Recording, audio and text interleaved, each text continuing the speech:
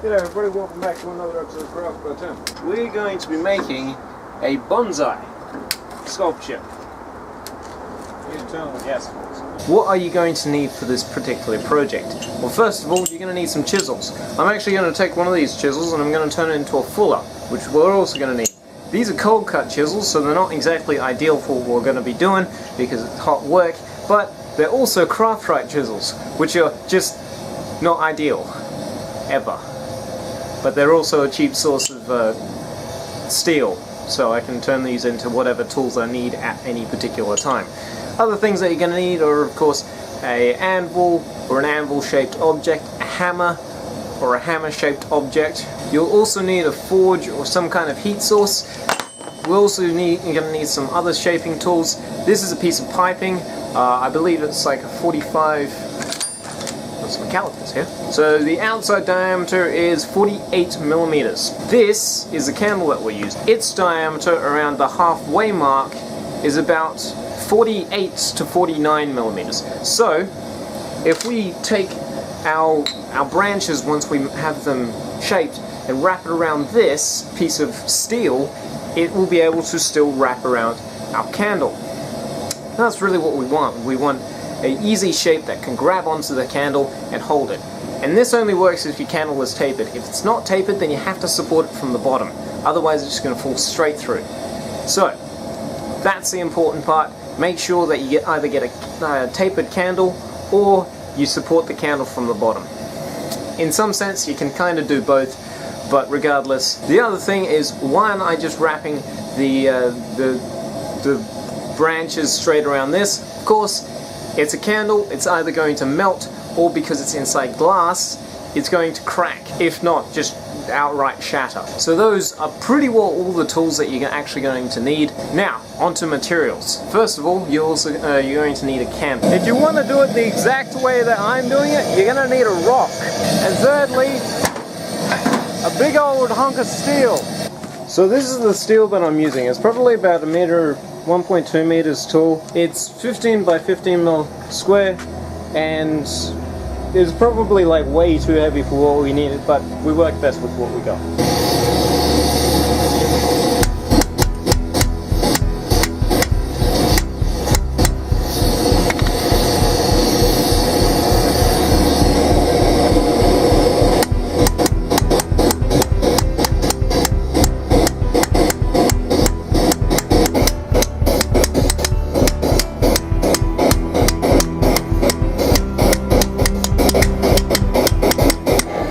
Quite bright out here, like bright enough for me to still see. But I've been working on this pretty well all day, and gotten pretty fast, so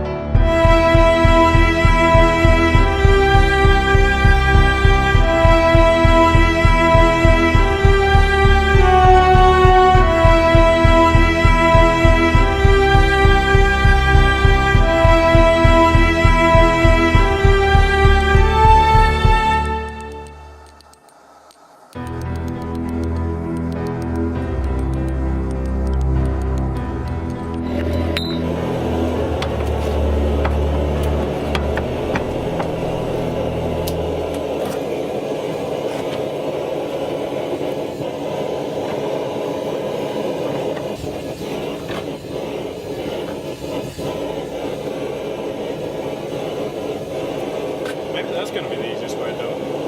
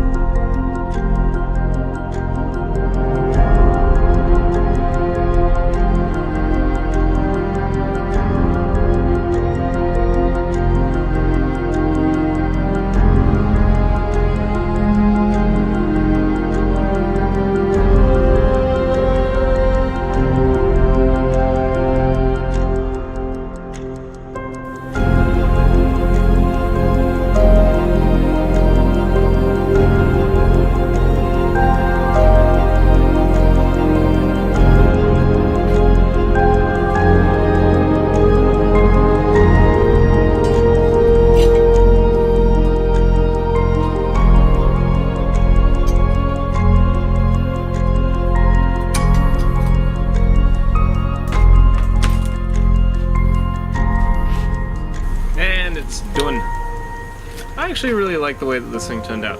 So, first things first, a few things went wrong that I should probably talk about. One of the main ones is right here. You'll notice that there's a interesting looking, I don't know, crack or whatever.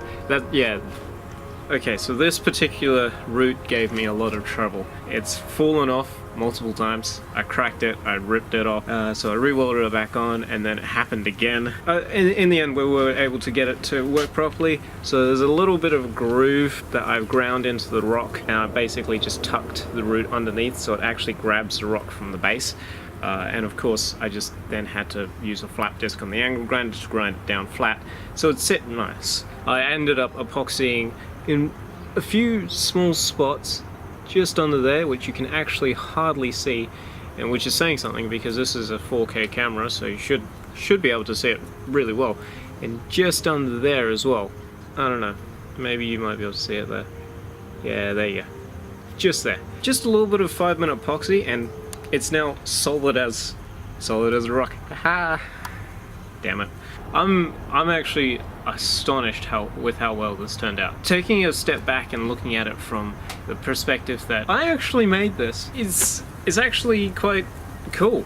And I gotta say, this is probably the most difficult thing that I've ever done. With everything else that I've done, I've always had some kind of glimpse at what is possible. I've had my dad, whenever it comes to doing woodwork and stuff like that, or I've been able to find people who have been able to say, oh yeah, if you do it this certain way, it works a whole lot better. With this, I had no one. And because of that, it was just such an incredibly difficult process. And my hands are probably pretty good testimonies to that. Quite a few burns and calluses and blisters from this whole experience. But overall, I'm really happy. One thing that I will say is that I did get quite upset. I got really, really fed up with it. And I think it was just this sort of cycle. I don't normally get annoyed anymore when I'm working on a project, especially one like this, where it's meant to be a fun project. I generally find them amusing to us, in a sense. But with this one, because there was such an intricate working, and every time I tried to fit it around this rock, the rock would just fall out. Now that I know that I can actually 5-minute epoxy the roots to the rock, I think that would have been helpful to know. But the idea that I was like, okay, I really want to get this done by Sunday. It's currently Sunday, so that didn't happen. Okay, I really want to get this done. I'm going to work real hard, and I'm going to try and get this finished. And I worked really hard, and it just wasn't fitting. It wasn't wrapping properly or something like that, and I burnt myself on every step of the way. Calluses and blisters all over my hands. I had 2 really good ones right where the band-aid is. And obviously you can tell what happened with the band-aid. And it was fitting this cycle, right? Because I would work, I would make some progress, and then something would happen that makes me feel like I've lost progress, but I was rushing, I'd burn myself, and I'd just get annoyed, so I would try harder, I would rush more, and eventually I'd burn myself again, and I'd get more upset with myself. Anyway, I think the one thing that I took away from this project, if nothing else, especially, like, you know, all of the skills that I learned, if nothing else, the one thing that I learned about this whole process, or more so something about myself, is that I can take it easy. I can take my time, and I do a lot better if I do. So maybe if you guys decide to try something, it doesn't necessarily have to be anything like this, but if you guys do decide to try something like this, give it a go, try your very best. But remember, if it's not working out the way you want it to, that's cool. Take a break if you have to, especially when it comes to this sort of thing.